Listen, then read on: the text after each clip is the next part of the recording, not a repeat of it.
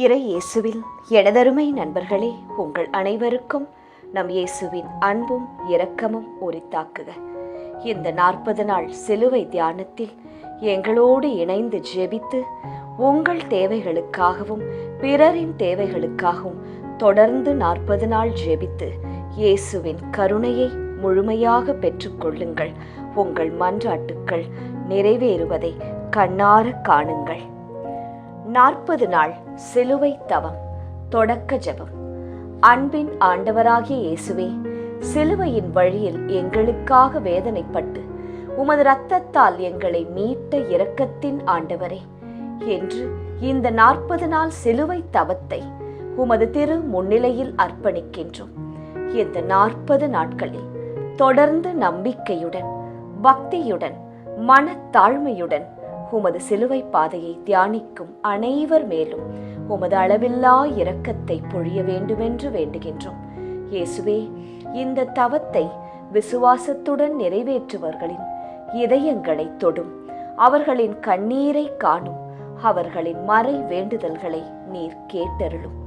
ஒவ்வொரு நாளும் உலகத்தின் முக்கிய தேவைகளுக்காக, குடும்பங்களுக்காக, நோயாளிகளுக்காக, மாணவர்களுக்காக, வேலை தேடுவோருக்காக, திருமணத்திற்காக, குழந்தை பாக்கியத்திற்காக, சமாதானத்திற்காக, நாட்டிற்காக, எங்கள் தனிப்பட்ட தேவைகளுக்காக நாங்கள் உமக்கு முன் ஜெபிக்கின்றோம். இந்த 40 நாள் தவத்தின் முடிவில் உமது சித்தத்தின்படி எங்கள் வாழ்க்கையில் அற்புதங்களை நிகழ்த்தும், எங்கள் வேண்டுதல்களை நிறைவேற்றும், எங்களுக்கு உமது இரக்கத்தை முழுமையாக அனுபவிக்க அருளும். இயேசுவே, உமது சிலுவையில் நாங்கள் அடைக்கலம் அடைகிறோம், உமது இரக்கத்தில் நாங்கள் நம்பிக்கை கொள்கிறோம், உமது அன்பில் நாங்கள் வாழ்கிறோம். தந்தை, மகன், தூய ஆவியின் நாமத்தில் ஆமேன். 40 நாள் சிலுவை தவம். நாள் 6. தனிப்பட்ட வேண்டுதல். என் பிள்ளைகளின் எதிர்காலம். பொதுவான வேண்டுதல், குழந்தைகள் பாதுகாப்பு. நீதிமொழிகள் 22ஆம் அதிகாரம் 6ஆம் வசனம். குழந்தையை அவன் போக வேண்டிய வழியில் பயிற்சி கொடு, அவன் முதிர்ந்த போதும் அதை விட்டு விலக மாட்டான். கருணைமிகு இயேசுவே, சிலுவையில் துன்பம், வலி, அவமானம் அனைத்தையும் சகித்து எங்கள் பிள்ளைகளுக்காகவும் உமது இரத்தத்தை சிந்திய ஆண்டவரே, என் பிள்ளைகளின் எதிர்காலத்தை உமது திருக்கரங்களில் ஒப்படைக்கின்றேன். அவர்களை நல்ல பாதையில் நடத்தி ஞானம், நற்குணம், நம்பிக்கை, தூய்மை ஆகியவற்றால் நிரப்பும். அவர்கள் உமது அன்பில் வளர்ந்து உலகிற்கு ஒளியாக மாறட்டும். உலகமெங்கும் உள்ள குழந்தைகளை தீமை, வன்முறை, நோய், துன்பம், ஆபத்துகளிலிருந்து காத்தருளும். உமது சிலுவை வேதனையால் அவர்கள் பாதுகாப்பும் ஆசிர்வாதமும் பெறட்டும். உமது இரக்கத்தால் எங்கள் பிள்ளைகளின் வாழ்க்கை ஆசிர்வதிக்கப்படட்டும். ஆமேன். சிலுவை பாதை. முன்னுரை. சுற்றும் வரை பூமி, சுடும் வரை நெருப்பு, போராடும் வரைதான் மனிதன் என்பார்கள். ஆம், போராட்டமில்லா வாழ்வு செத்த வாழ்வு. ஒவ்வொருவருக்கும் வாழ்வில் பல சவால்கள் உண்டு. இறை விருப்பம் நம்மில் நிறைவேற இயேசு கிறிஸ்துவை போல சுயநலம் இல்லாது, பாவத்திற்கு சிறிதேனும் இடம் தராது புண்ணிய வாழ்வுக்கு நம்மையே நாம் அர்ப்பணிக்க வேண்டும். இதுதான் கிறிஸ்தவனாக வாழ்வதற்கான பெரிய சவால். இதில் வெற்றி பெற நாமும் ஓர் போராளியாகத்தான் மாற வேண்டும். பல வருடங்களாக சிலுவை பாதையில் பங்கெடுக்கிறோம். மனதுருக மன்றாடி மீண்டும் சிறு சிறு தவறுகளுக்கு இடம் கொடுத்து கொண்டுதான் இருக்கின்றோம் என்று நமக்கு தெரிய வருகின்றது. புனிதத்திற்கான போராட்டத்தை கைவிடாமல் இருக்க வீழ்ந்து கிடக்கும் நம் உணர்வுகளை தட்டி கொடுத்து மீண்டும் போராட அழைக்கிறது திருச்சபை. பாவத்தால் விழுந்து கிடக்கும் நாம் எப்பொழுதெல்லாம் எழுந்து நடக்கிறோமோ, போராட ஆரம்பிக்கிறோமோ, அப்பொழுதே நாம் உண்மையான கிறிஸ்தவனாக மாறுகிறோம். ஏனெனில் இயேசு ஒரு போராளியாக இருந்துத்தான் நம்மை மீட்டார். இறை விருப்பம் நம்மிலே நிறைவேற மன உறுதியுடன் புனித பயணத்திற்கு தயாராவோம். ஏனெனில் நமக்காக போராடுபவர் நம்மோடு இருக்கிறார். பாவத்திற்கு எதிரான தொடர்ச்சியான நல்ல முயற்சிகளே புனிதத்தின் ஆரம்பம் என்று உணர்ந்தவர்களாய் இந்த புனித பயணத்தில் பங்கெடுப்போம். முதல் ஸ்தலம், இயேசு தீர்ப்பிடப்படுகிறார். திவ்ய இயேசுவே, உம்மை ஆராதித்து வணங்கி உமக்கு நன்றியறிந்த ஸ்தோத்திரம் செலுத்துகின்றோம். அது ஏனென்றால் உமது பாரமான திருச்சிலுவையை கொண்டு உலகத்தை மீட்டு ரட்சித்தீர். மற்றவர்களை கண்டனம் செய்யாதீர்கள், அப்போதுதான் நீங்களும் கண்டனத்திற்கு ஆளாக மாட்டீர்கள். மன்னியுங்கள், மன்னிப்பு பெறுவீர்கள். லூக்கா 6ஆம் அதிகாரம் 37ஆம் திருவசனம். தோல்வி இல்லாத மனிதன் ஒருவன் இருக்கின்றான் என்றால் அவன் நிச்சயமாக ஒரு போராளியாகத்தான் இருப்பான். ஏனென்றால் ஒரு போராளியின் வெற்றியானது அவன் தோல்வியிலிருந்துதான் பரிணமிக்கிறது. எனவேதான் தோல்விகளை வெற்றியின் முதல் படி என்பார்கள். இயேசுவுக்கும் அப்படித்தான். இதோ மீட்பு என்னும் மாபெரும் வெற்றி தீர்ப்பு என்னும் சறுக்களில் ஆரம்பிக்கின்றது. இயேசு தீர்ப்பிடப்படுகிறார்.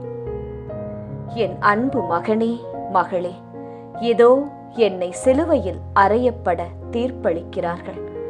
நன்மைக்கும் தீமைக்கும் நடக்கும் போராட்டத்திற்கு முற்றுப்புள்ளி வைப்பதாக நினைத்து என்னை தீர்ப்பிடுகிறார்கள். இவன் தச்சன் மகன் அல்லவோ? இவன் அன்னையையும் சகோதரர்களையும் நாம் அறிந்திருக்கிறோமே. நாசரேத்திலிருந்து நல்லது எதுவும் வரக்கூடுமோ? இப்படிப்பட்ட விமர்சனங்களின் உச்சக்கட்டம் தான் சிலுவையில் அறையப்பட தீர்ப்பு. தெரிந்தோ தெரியாமலோ இந்த சமூகம் ஒவ்வொருவருக்கும் ஒரு தீர்ப்பை எழுதுகின்றது. இவன் படிப்பறிவில்லாதவன், இவனுக்கு பேச தெரியாது, இவன் கோபக்காரன், அந்த பெண் ஒரு மாதிரி என்பன போன்ற பல முத்திரைகளை பதித்து வைக்கின்றது.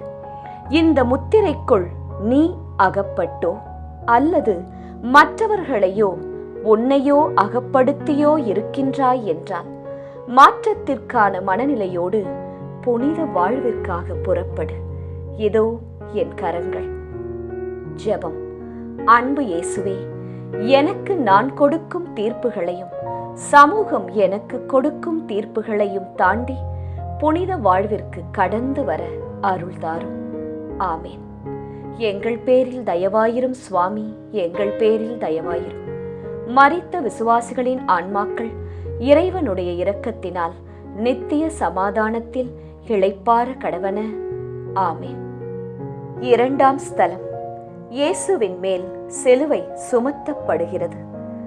திவ்ய இயேசுவே, உம்மை ஆராதித்து வணங்கி உமக்கு நன்றியறிந்த ஸ்தோத்திரம் செலுத்துகின்றோம். அது ஏனென்றால் உமது பாரமான திருச்சிலுவையை கொண்டு உலகத்தை மீட்டு ரட்சித்தீர். என்னை பின்பற்ற விரும்பும் எவரும் தன்னலம் துறந்து தம் சிலுவையை தூக்கிக் கொண்டு என்னை பின்பற்றட்டும். மத்தேயு 16ஆம் அதிகாரம் 24ஆம் திருவசனம். என் வாழ்வின் சுமைகள் எல்லாம் எப்போது தீரும் என்று ஏங்காதவர்கள் யாருமே இல்லை. குடும்பம், பிள்ளைகள், படிப்பு, தொழில், எதிர்காலம், இது போன்ற எத்தனையோ சுமைகளோடு தினம் தினம் நாம் அனைவரும் போராடுகிறோம். என்று தீரும் இந்த சுமை? எப்போது சுமைகள் சுகமாய் மாறும் என்று நாம் தவித்துக் கொண்டு இருக்கின்றோம். நம் தவிப்புகளுக்கு மத்தியில் இதோ இயேசுவின் மேல் ஒரு சுமை. அன்பு மகனே, அன்பு மகளே, வாழ்க்கையில் ஒரு சில சுமைகளை நீங்கள் கட்டாயம் சுமந்தே ஆக வேண்டுமா? குடும்பம் ஒரு சில நேரங்களில் சுமையாக இருக்கும். உறவுகள் ஒரு சில நேரங்களில் சுமையாக இருக்கும். இவைகள் போல் இன்னும் பல. இவைகள் வாழ்க்கையில் யதார்த்த சிலுவைகள். புனிதத்திற்கு புறப்பட தயாரான நீ சுமைகளை சுமக்க தயாரா? சிலுவையில்லாத கொல்கொதாவும் சுமைகள் இல்லாத போராட்ட வாழ்வும் வீண். மகிழ்ச்சியோடு சுமைகளை சுமக்க கற்றுக்கொள். அப்போது சுமைகள் தானாக சுகமாக மாறும். வா என் மகனே, வா என் மகளே, தொடர்ந்து நடப்போம் நாம் இருவரும். ஜெபம்.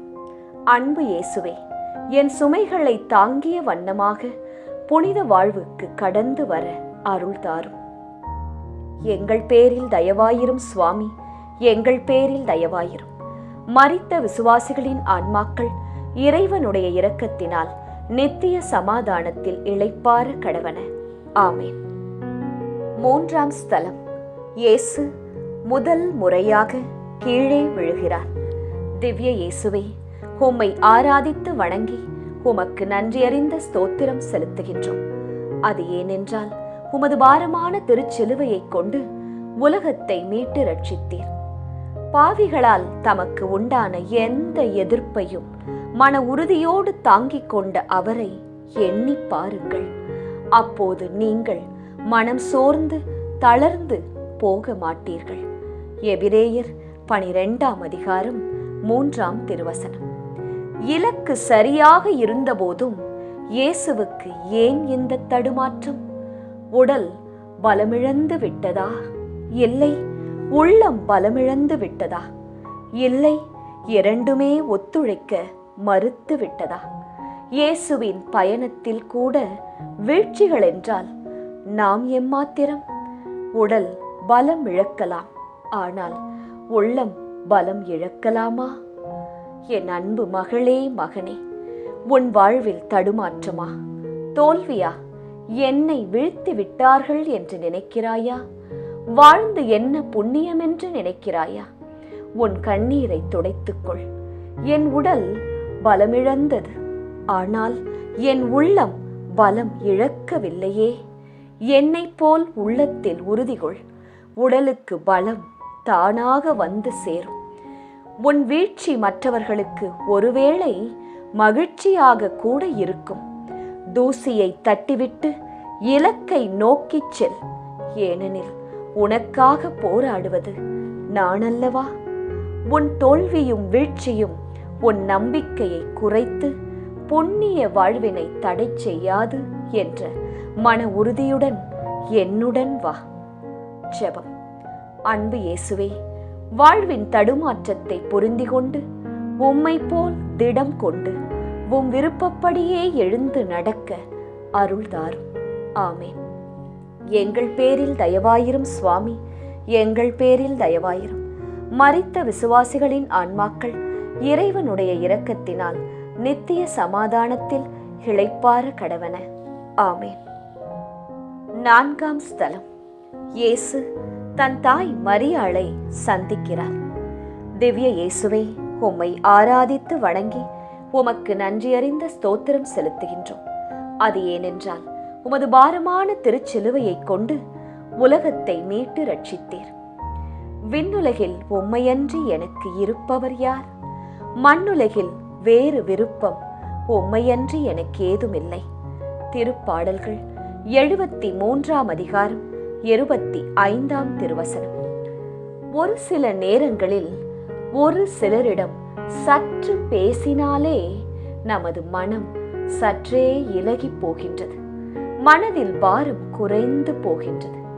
இதை போன்றுதான் இயேசு தம் அன்பு தாயை சந்திக்கிறார். அன்னை மரியின் சந்திப்பு இயேசுவை கல்வாரியில் இருந்து பிரிக்கும் சந்திப்பு அல்ல, மாறாக கல்வாரிக்கு உரம் சேர்க்கும் சந்திப்பு. என் அன்பு மகளே, மகனே, என் தாயின் சந்திப்பு அன்பு சந்திப்பு.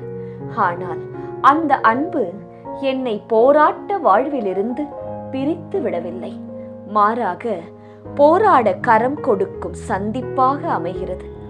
பிரச்சனைகள் இல்லாத, கஷ்டம் இல்லாத வாழ்வை இறைவன் கொடுக்க வேண்டும் என்பதை விட என் பிரச்சனைகளில், கஷ்டத்தில் இறைவன் உடனிருக்க வேண்டும் என்ற எண்ணத்தோடு வாழ பழகிக்கொள்.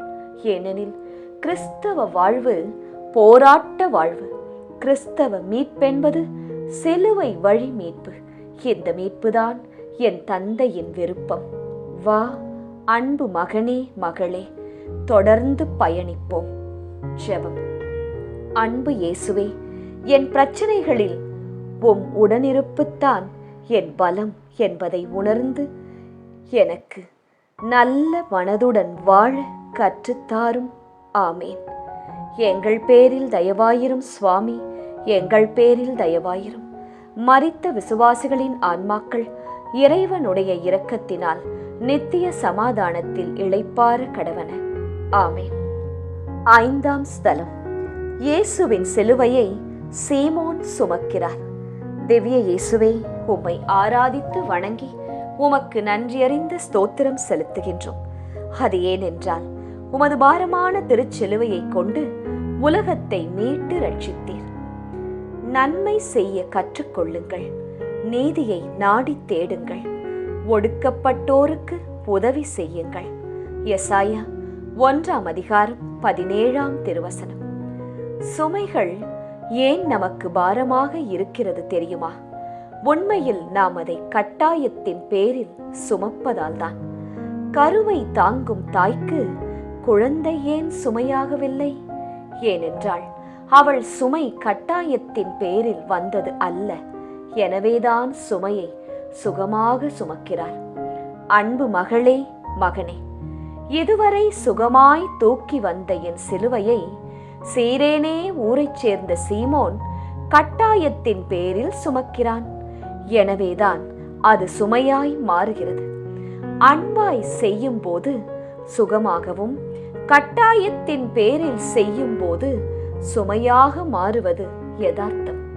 நல்லவனாகவும் பிறர் அன்பு உள்ளவனாகவும் புனித வாழ்வில் நிலைத்து இருப்பவனாகவும் வாழ்வது கட்டாயம் என்று நினைத்தால் அது சுமையாய் மாறிவிடும். நல்லவனாயும் மனித நேயம் உள்ளவனாகவும் வாழ்வது என் சுதந்திரம், அதுவே என் தந்தையின் விருப்பம் என்று நாம் நினைத்தால் அது சுகமாய் மாறும். ஜெபம். அன்பு இயேசுவே, என் சுமைகளை சுதந்திரமாய் சுமக்க எனக்கு அருள் தாரும். ஆமேன். எங்கள் பேரில் தயவாயிரும் சுவாமி, எங்கள் பேரில் தயவாயிரும். மரித்த விசுவாசிகளின் ஆன்மாக்கள் இறைவனுடைய இரக்கத்தினால் நித்திய சமாதானத்தில் இளைப்பாற கடவன. ஆமேன். 6ஆம் ஸ்தலம். இயேசுவின் முகத்தை வெரோனிக்கா துடைக்கிறார்.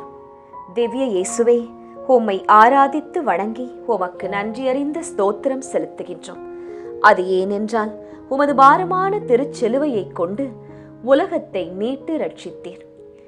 இவ்வாறு நீங்கள் நன்மையை செய்ய முன்வருவதன் மூலம் மதிகெட்ட அறிவிலிகளை வாயடைக்கச் செய்ய வேண்டும் என்பதே கடவுளின் திருவுளம். 1 பேதுரு 2ஆம் அதிகாரம் 15ஆம் திருவசனம். இயேசுவின் கல்வாரி பாதையில் இதோ இயேசுவுக்கு இன்னும் ஒரு தாய். 10 மாதம் தாங்கும் பாக்கியமில்லாத தாய்தான். ஆனால் இவளின் செயல்கள் தாயை பிரதிபலிக்கும் செயல்கள். வெறும் உணர்ச்சிகளை மையமாக கொண்ட அன்பு தடைகளை பார்த்து தளர்ந்துவிடும். ஆனால் உள்ளத்தை மையமாக கொண்ட அன்பு தடைகளை தாண்டி வளரும். இதோ வெரோனிக்காள் உண்மையான அன்பால் உந்தப்பட்டு இயேசுவின் முகத்தை துடைக்கிறார். என் அன்பு மகனே, மகளே, உனது போராட்ட வாழ்வில் என்னை சந்திக்க வேண்டுமா? அப்படி என்றால் இதோ இந்த வெரோனிக்காவை போல் பல தடைகளை தாண்ட வேண்டும். நீ உன் சுயநலம், அந்தஸ்து, பதவி, உன் அடையாளம் இவைகளை தாண்டி வர வேண்டும். உன் சுயநல வேலிகளை தாண்டி என்னிடம் வருவாயா? இதோ தாகமாயிருக்கிறேன் என் தந்தையின் விருப்பத்தை நிறைவேற்ற. வா என் மகனே, என் மகளே. ஜெபம். அன்பு இயேசுவே, நல்ல கிறிஸ்தவ மக்களாக வாழ எதிர்வரும் தடைகளை தாண்டி வர உமது பலத்தை தாரும். ஆமேன். எங்கள் பேரில் தயவாயிரும் சுவாமி, எங்கள் பேரில் தயவாயிரும். மரித்த விசுவாசிகளின் ஆன்மாக்கள் இறைவனுடைய இரக்கத்தினால் நித்திய சமாதானத்தில் இளைப்பாற கடவன. ஆமேன். 7ஆம் ஸ்தலம். இயேசு 2ஆம் முறை கீழே விழுகிறார். திவ்ய இயேசுவே, உம்மை ஆராதித்து வணங்கி உமக்கு நன்றியறிந்த ஸ்தோத்திரம் செலுத்துகின்றோம். அது ஏனென்றால் உமது பாரமான திருச்சிலுவையைக் கொண்டு உலகத்தை மீட்டு ரட்சித்தீர். உங்கள் மனம் ஆர்வமுடையதுதான், ஆனால் உடல் வலுவற்றது. எனவே சோதனைக்கு உட்படாதிருக்க விழித்திருந்த இறைவனிடம் வேண்டுங்கள். மத்தேயு 26:41 திருவசனம். துவக்கம் நன்றாக இருக்கும்போது இந்த உலகம் கைதட்டி பார்க்கிறது, பாராட்டுகிறது.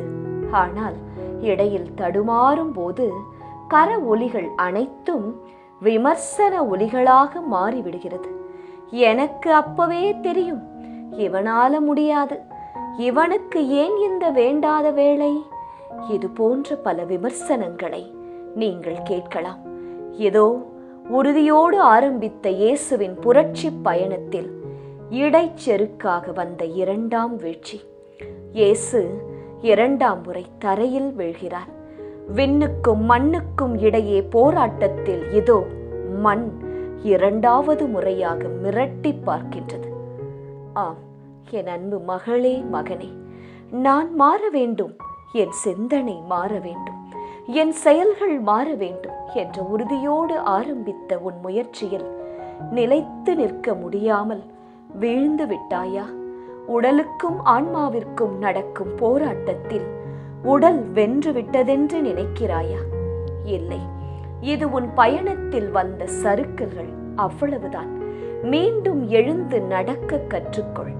ஏனெனில் கல்வாரி இன்னும் சற்று தொலைவில்தான் உள்ளது. புனித வாழ்வென்பது நல்லவற்றிற்காக இன்னும் சற்று முயற்சிக்கும் போராட்டம்தான். துணிவு கொள், எழுந்து நட. ஜெபம். அன்பு இயேசுவே, என் வாழ்வில் வரும் சறுக்கல்களை என் வாழ்வின் செதுக்கல்களாக மாற்றிக்கொள்ள அருள் தாரும். ஆமேன். எங்கள் பேரில் தயவாயிரும் சுவாமி, எங்கள் பேரில் தயவாயிரும். மரித்த விசுவாசிகளின் ஆன்மாக்கள் இறைவனுடைய இரக்கத்தினால் நித்திய சமாதானத்தில் இளைப்பாற கடவன. ஆமேன். 8ஆம் ஸ்தலம். இயேசு எருசலேம் பெண்களுக்கு ஆறுதல் கூறுகிறார். திவ்ய இயேசுவே, உம்மை ஆராதித்து வணங்கி உமக்கு நன்றியறிந்த ஸ்தோத்திரம் செலுத்துகின்றோம். அது ஏனென்றால் உமது பாரமான திருச்சிலுவையைக் கொண்டு உலகத்தை மீட்டு ரட்சித்தீர். காலம் நிறைவேறிவிட்டது, இறையாட்சி நெருங்கி வந்துவிட்டது. மனம் மாறி நற்செய்தியை நம்புங்கள். மாற்கு 1:15 திருவசனம். வார்த்தைகளாலும் செயல்களாலும் வெளிப்படுத்த முடியாத உணர்வுகளை கண்ணீர் வெளிப்படுத்திவிடும். இதோ இயேசுவின் மேல் உள்ள பரிதவிப்பை தங்கள் கண்ணீரால் வெளிப்படுத்துகிறார்கள் எருசலேம் பெண்கள். பாவத்தால் கரைப்பட்ட இம்மனிதத்தை உங்கள் கண்ணீரால் அல்ல, என் செந்நீரால் கழுவ இருக்கின்றேன் என்று புரிய வைக்கிறார் இயேசு. அன்பு மகனே, மகளே, உன் வாழ்க்கையில் வரும் துயரங்களை எருசலேம் பெண்களைப் போன்று கண்ணீரோடு நிறுத்திவிடாதே. உமது துயரங்களையும் போராட்டங்களையும் என்னை போல வெற்றி கொண்டு நிறுத்த வேண்டும். உன் கண்ணீர் துளிகளை பன்னீர் துளிகளாக மாற்ற புனித வாழ்விற்கான போராட்டத்தை பலமாக்குவது உன் பொறுப்பு. என் அருள் உனக்கு போதும். உன் பலவீனத்தில் என் பலம் பூரணமாய் விளங்கும். தொடர்ந்து வா. ஜெபம். அன்பு இயேசுவே, என் முயற்சிகளை கண்ணீரோடு நிறுத்தி விடாமல் இறுதி வரைக்கும் போராடும் மனப்பக்குவத்தை தந்தருளும். ஆமேன். எங்கள் பேரில் தயவாயிரும் சுவாமி, எங்கள் பேரில் தயவாயிரும். மரித்த விசுவாசிகளின் ஆன்மாக்கள் இறைவனுடைய இரக்கத்தினால் நித்திய சமாதானத்தில் இளைப்பாற கடவன. ஆமேன். 9ஆம் ஸ்தலம். இயேசு 3ஆம் முறை கீழே விழுகிறார். திவ்ய இயேசுவே, உம்மை ஆராதித்து வணங்கி உமக்கு நன்றியறிந்த ஸ்தோத்திரம் செலுத்துகின்றோம். அது ஏனென்றால் உமது பாரமான திருச்சிலுவையைக் கொண்டு உலகத்தை மீட்டு ரட்சித்தீர். சிலுவையின் மீது தம் உடலில் நம் பாவங்களை அவரே சுமந்தார். நாம் பாவங்களுக்கு இறந்து நீதிக்காக வாழ்வதற்கே இவ்வாறு செய்தார். திருப்பாடல்கள் 73:25 திருவசனம். இயேசுவின் சிலுவை பயணத்தில் அவர் 3 முறை மட்டும் விழவில்லை. மாறாக வீழ்ச்சிகள், தடுமாற்றங்களுக்கு மத்தியில்தான் கல்வாரியை அடைகிறார். வேண்டிய மட்டும் அடித்து அடித்து கேவலப்படுத்திய வீரர்களே சோர்ந்திருக்கும் போது மனித வலுவில் சிலுவை சுமக்கும் இயேசு மீண்டும் சோர்ந்து போய் மண்ணில் சாய்வது யதார்த்தம்தானே? இதோ இயேசு மீண்டும் மண்ணில் விழுகிறார். அன்பு மகனே, மகளே, உன் மனமாற்றத்திற்காக நான் விழுகிறேன். மனம் மாற மறுக்கும் உன் உள்ளத்தை சற்று என் மீது செலுத்து. ஆனால் கட்டாயத்தின் பேரில் அல்ல. வீழ்ந்து கிடக்கும் உன்னை தொட நான் தயார். எனக்கு வேண்டியதெல்லாம் ஆம் என்னும் உன் சுதந்திர அனுமதி, அவ்வளவுதான். என் தாயின் ஆம் என்ற சொல்தான் மனுகுல மீட்பின் ஆரம்பம். இதே வார்த்தையைத்தான் உன்னில் எதிர்பார்த்து இதோ எழுகிறேன். ஜெபம். அன்பு இயேசுவே, என் மனமாற்றத்திற்கு தடையாக இருப்பதை விலக்கி வைக்க என் மனதிற்கு பலத்தை தாரும். ஆமேன். எங்கள் பேரில் தயவாயிரும் சுவாமி, எங்கள் பேரில் தயவாயிரும். மரித்த விசுவாசிகளின் ஆன்மாக்கள் இறைவனுடைய இரக்கத்தினால் நித்திய சமாதானத்தில் இளைப்பாற கடவன. ஆமேன். 10ஆம் ஸ்தலம். இயேசுவின் ஆடைகளை களைகிறார்கள். திவ்ய இயேசுவே, உம்மை ஆராதித்து வணங்கி உமக்கு நன்றியறிந்த ஸ்தோத்திரம் செலுத்துகின்றோம். அது ஏனென்றால் உமது பாரமான சிறுச்சிலுவையை கொண்டு உலகத்தை மீட்டு ரட்சித்தீர். கிறிஸ்துவும் உங்களுக்காக துன்புற்று ஒரு முன்மாதிரியை வைத்து சென்றுள்ளார். எனவே நீங்கள் அவருடைய அடிச்சுவடுகளை பின்பற்றுங்கள். இதற்காகவே அழைக்கப்பட்டு உள்ளீர்கள். 1 பேதுரு 2ஆம் அதிகாரம் 21ஆம் திருவசனம். வியர்வையாலும் இரத்தத்தாலும் நனைந்திருக்கும் இயேசுவின் உடைகளை களைகிறார்கள். அதில் அந்த ஆடை யாருக்கு என்பதற்காக சீட்டு போட்டு தேர்ந்தெடுக்கிறார்கள். ஆனால் உண்மையில் விலைமதிப்பு இல்லாதது அந்த ஆடைக்குள் இருந்த இயேசுவின் உடல்தான். மூடர்கள் முத்தை விட்டுவிட்டு சிப்பியை எடுத்துக் கொள்கிறார்கள். அன்பு மகளே, மகனே, சுதந்திரம் என்பது இன்னொரு வார்த்தையில் சொல்ல வேண்டுமென்றால் அதை தேர்ந்தெடுத்தல் என்று சொல்லலாம். நன்மை தீமை, பாவம் புண்ணியம், உண்மை பொய், இவைகளுக்கு மத்தியில் எதை நீ தேர்ந்தெடுக்க விரும்புகிறாய்? என் அன்பு பிள்ளாய், சுதந்திரத்தின் உண்மை பொருளை உணர்ந்து நன்மையை தேர்வு செய்து புண்ணிய வாழ்வில் உன்னை ஒன்றிணுக்க தயாராக. ஜெபம். அன்பு இயேசுவே, என் புனித வாழ்விற்கு நன்மைகளை விருப்பத்தோடு தேர்ந்து கொள்ள அருள் தாரும். ஆமேன். எங்கள் பேரில் தயவாயிரும் சுவாமி, எங்கள் பேரில் தயவாயிரும். மரித்த விசுவாசிகளின் ஆன்மாக்கள் இறைவனுடைய இரக்கத்தினால் நித்திய சமாதானத்தில் இளைப்பாற கடவன. ஆமேன். 11ஆம் ஸ்தலம். இயேசு சிலுவையில் அறையப்படுகிறார். திவ்ய இயேசுவே, உம்மை ஆராதித்து வணங்கி உமக்கு நன்றியறிந்த ஸ்தோத்திரம் செலுத்துகின்றோம். அது ஏனென்றால் உமது பாரமான திருச்சிலுவையை கொண்டு உலகத்தை மீட்டு ரட்சித்தீர். நமக்கு எதிராக ஒப்பந்த விதிகள் பல கொண்ட கடன் பத்திரத்தை அவர் அழித்து விட்டார். அதை சிலுவையில் வைத்து ஆணி அடித்து அறவே ஒழித்து விட்டார். கொலோசியர் 2ஆம் அதிகாரம் 14ஆம் திருவசனம். முன்பு ஆடைகளை களைந்தார்கள், இப்போது உயிரை களைகிறார்கள். முன்பு இயேசுவின் மேல் சிலுவை, இப்போது சிலுவையின் மேல் இயேசு. அவமானத்தின் உச்ச கட்டமாக இயேசுவை சிலுவையில் தொங்க விடுகிறார்கள். இனி சிலுவை வேறு, இயேசு வேறு அல்ல. அன்பு மகனே, மகளே, சிலுவையை என்னிடமிருந்து பிரித்தால் நான் வந்த நோக்கமே பொய்யாய் போகும். சிலுவை என் இலக்கு, அதில் ஆணிகள் என் பரிசு. இதோ என் இலக்கில் நான் ஒன்றித்து விட்டேன். புனித வாழ்வென்னும் உன் இலக்கில் நீ ஒன்றிப்பது எப்போது? ஜெபம். அன்பு இயேசுவே, மாற வேண்டும் என்று என் இலக்கில் எப்போதும் என் மனம் ஒன்றித்து இருக்க அருள் தாரும். ஆமேன். எங்கள் பேரில் தயவாயிரும் சுவாமி, எங்கள் பேரில் தயவாயிரும். மரித்த விசுவாசிகளின் ஆன்மாக்கள் இறைவனுடைய இரக்கத்தினால் நித்திய சமாதானத்தில் இளைப்பாற கடவன. ஆமேன். 12ஆம் ஸ்தலம். இயேசு சிலுவையில் மரிக்கிறார். திவ்ய இயேசுவே, உம்மை ஆராதித்து வணங்கி உமக்கு நன்றியறிந்த ஸ்தோத்திரம் செலுத்துகின்றோம்.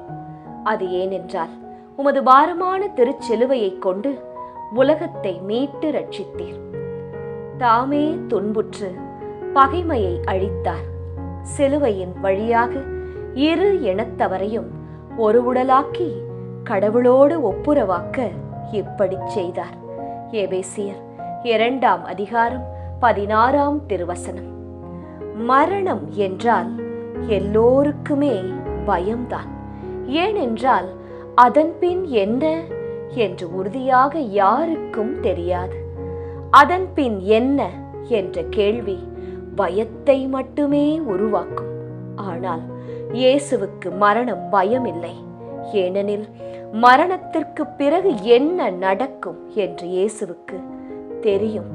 இயேசு 3 முறை தன் சீடர்களுக்கும் உலகிற்கும் உரக்க அறிவித்திருந்தார். இதோ உண்மை இப்போது தலை சாய்த்து உறங்குகின்றது. அன்பு மகளே, மகனே, எதிர்காலம் குறித்த உன் கவலைகள் உன்னை பயப்படுத்தும், கோழையாக்கும், சுயநலவாதியாக்கும், உன்னை மாற்றும். எதிர்காலம் குறித்த எச்சரிக்கை வேண்டும், ஆனால் அதை குறித்த கவலை தேவையில்லை. என் மரணம் எனக்கு கவலை இல்லை, மாறாக அது பலருக்கு எச்சரிக்கை. ஆம், புனித வாழ்விற்கு கடந்து வர ஒரு எச்சரிக்கை. ஜெபம். அன்பு இயேசுவே, உம்மோடு நாங்கள் அறையப்பட்டால் உம்மோடு உயிர்ப்போம் என்னும் உண்மையை புரிந்து கொள்ள அருள் தாரும். ஆமேன். எங்கள் பேரில் தயவாயிரும் சுவாமி, எங்கள் பேரில் தயவாயிரும். மரித்த விசுவாசிகளின் ஆன்மாக்கள் இறைவனுடைய இரக்கத்தினால் நித்திய சமாதானத்தில் இளைப்பாற கடவன. ஆமேன். 13ஆம் ஸ்தலம். இயேசு தன் தாய் மரியாவின் மடியில் கிடத்தப்படுகிறார். திவ்ய இயேசுவே, உம்மை ஆராதித்து வணங்கி உமக்கு நன்றியறிந்த ஸ்தோத்திரம் செலுத்துகின்றோம். அது ஏனென்றால் உமது பாரமான திருச்சிலுவையை கொண்டு உலகத்தை மீட்டு ரட்சித்தீர். நம்பிக்கையை தொடங்கி வழி நடத்துபவரும் அதை நிறைவு செய்பவருமான இயேசுவின் மீது கண்களை பதிய வைப்போம். எபிரேயர் 12ஆம் அதிகாரம் 2ஆம் திருவசனம். 10 மாதம் துடிப்போடு சுமந்த அன்னையின் மடி இப்போது துடிப்பில்லாமல் மௌனமாகிறது. உமது உள்ளத்தை ஒரு வாழ் ஊடுருவும். இல்லை, பல வாள்கள் ஊடுருவிற்று. இத்தனை வேதனைகளையும் தம் மௌனத்தால் தாங்குகிறாள் அன்னை மரியாள். உள்ளத்தில் 1000 கேள்விகள் உண்டு மரியாளுக்கு. ஆனால் பதிலுக்காக காத்திருக்கிறாள் நம் அன்னை. அன்பு மகளே, மகனே, புனிதத்திற்கான போராட்ட வாழ்வில் உள்ளத்தை நொறுங்க செய்யும் பல கேள்விகள் மலையாய் உதிக்கும். கெட்டவன் நன்றாகத்தானே வாழ்கிறான், நல்லவர்களுக்கு மட்டும் ஏன் இந்த நிலை? உலகம் நல்லவர்களை அடையாளம் கண்டுகொள்வதே இல்லையே, ஏன்? உத்தமர்களுக்கு ஏன் இத்தனை நொறுக்கல்கள்? இத்தனை கேள்விகளுக்கு பதில் அன்னை மரியாளின் மௌனம்தான். நீயும் காத்திரு, உன் உண்மை வெல்லும். ஜெபம். அன்பு இயேசுவே, வாழ்வின் நொறுக்கல்கள் வரும்போது வெடித்து சிதறாமல் உம் அன்னையை போன்று மௌனம் காக்க பொறுமை கொள்ள அருள்தாரும். ஆமேன். எங்கள் பேரில் தயவாயிரும் இயேசுவே, எங்கள் பேரில் தயவாயிரும். மரித்த விசுவாசிகளின் ஆன்மாக்கள் இறைவனுடைய இரக்கத்தினால் நித்திய சமாதானத்தில் இளைப்பாற கடவன. ஆமேன். 14ஆம் ஸ்தலம். இயேசு கல்லறையில் அடக்கம் செய்யப்படுகிறார். திவ்ய இயேசுவே, உம்மை ஆராதித்து வணங்கி உமக்கு நன்றியறிந்த ஸ்தோத்திரம் செலுத்துகின்றோம். அது ஏனென்றால் உமது பாரமான திருச்சிலுவையை கொண்டு உலகத்தை மீட்டு ரட்சித்தீர். தம் சிலுவையினால் கிடைத்த வெற்றியால் ஆட்சியாளர், அதிகாரம் கொண்டோர் ஆகியோரின் படை கலன்களை கிறிஸ்து பிடுங்கிக் கொண்டு அவர்களை இகழ்ச்சிக்குள்ளாக்குமாறு ஊர்வலமாக இழுத்துச் சென்றார். கொலோசியர் 2:15 திருவசனம். புரட்சியாளனை புதைப்பதாக நினைத்து கல்லறையில் அடக்கம் செய்கிறார்கள். ஆனால் புனிதம் இங்கு புதைக்கப்படவில்லை, மாறாக விதைக்கப்படுகிறது. அத்தனையும் நிறைவேறிவிட்டது என்றார்கள். இல்லை இல்லை, இப்போதுதான் தொடங்கப் போகின்றது. இத்தனை வருட போராட்ட வாழ்வு மொத்தமாய் இயேசுவின் உயிர்ப்பில் பலன் கொடுக்க போகிறது. இதுவரையில் வெற்றி பெற்றதாக நினைத்து கொண்டவர்கள் இதோ இயேசுவின் அடக்கத்திற்கு பிறகு ஒவ்வொரு நொடிக்கும் தோற்க ஆரம்பிக்கின்றார்கள். என் அன்பு மகளே, மகனே, பல நேரங்களில் தீமை வெற்றி பெறுவதைப் போல் மாயை உண்டாகும். ஆனால் தீமைக்கு எப்போதும் இறுதி வெற்றி இல்லை. இறுதியில் வெல்லப் போவது உண்மை, சத்தியம் மட்டுமே. தீமை தரும் மாயையில் மயங்கி என் மகனாக மகளாக வாழ நீ எடுக்கும் முயற்சிகளில் பின்வாங்காதே. ஏனெனில் இறுதியில் வெல்லப் போவது எனது சத்தியம், எனது உண்மை மட்டுமே. ஜெபம். அன்பு இயேசுவே, இறுதியில் வெல்லப் போகும் உமது நீதிக்காக, உண்மைக்காக என் வாழ்வை மாற்றிக்கொள்ள நான் எடுக்கும் முயற்சிகளை ஆசிர்வதித்து என்றும் உம் பிள்ளையாக வாழ அருள்தாரும். ஆமேன். எங்கள் பேரில் தயவாயிரும் சுவாமி, எங்கள் பேரில் தயவாயிரும். மரித்த விசுவாசிகளின் ஆன்மாக்கள் இறைவனுடைய இரக்கத்தினால் நித்திய சமாதானத்தில் இளைப்பாற கடவன. ஆமேன். முடிவுரை. அன்புக்குரியவர்களே, இயேசுவின் சிலுவை பாதையின் வழியில் நடந்து சிந்தித்த நாம் இதோடு நிறுத்திவிட்டோம் என்றால் ஏதோ வாடிக்கையாக செய்கின்ற செயலாக மாறிவிடும். சிந்தித்தவைகளை நம் அனுதின வாழ்வுக்கு எடுத்துச் சென்று உயிர் கொடுப்போம். கிறிஸ்துவில் என்றும் மரணமில்லை, மாறாக வாழ்வே நிரம்பி இருக்கின்றது. என்னில் வாழ்பவர் இயேசுவே என்ற புனித பவுலின் வார்த்தையை சுதந்தரித்து நம் வாழ்வை இறைவன் கரங்களில் ஒப்புக் கொடுப்போம். புனித வாழ்வு நம்மில் மலர கிறிஸ்து நம்மில் வெளிப்பட வேண்டும். அப்போதுதான் இறைவனின் விருப்பப்படி நம் வாழ்வு அமையும். திருச்சிலுவை பாதை. முடிவு ஜெபம். ஆண்டவராகிய இயேசு கிறிஸ்துவே, கடவுள் வடிவில் விளங்கிய நீர் கடவுளுக்கு இணையாயிருக்கும் நிலையை வலிந்து பற்றி கொண்டிருக்க வேண்டியதொன்றாக கருதவில்லை.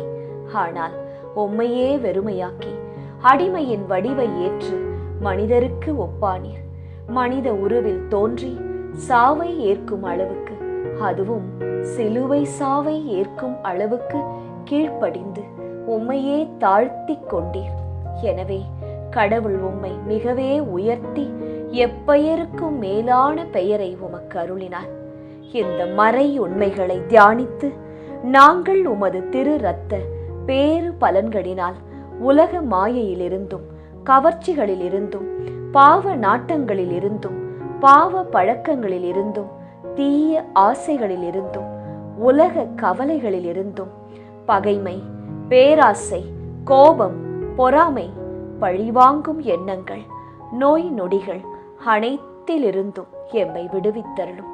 உமது திரு இரத்தத்தால் மீட்கப்பட்ட நாங்கள் பரிசுத்தமாய் வாழவும், உம்மில் அசைக்க முடியாத நம்பிக்கை கொண்டு வாழவும், குடும்ப உறவில் சமாதானத்துடனும் ஒற்றுமையுடனும் வாழ வரம் தந்தருள வேண்டுமென்று உம்மை இறைஞ்சி மன்றாடுகின்றோம்.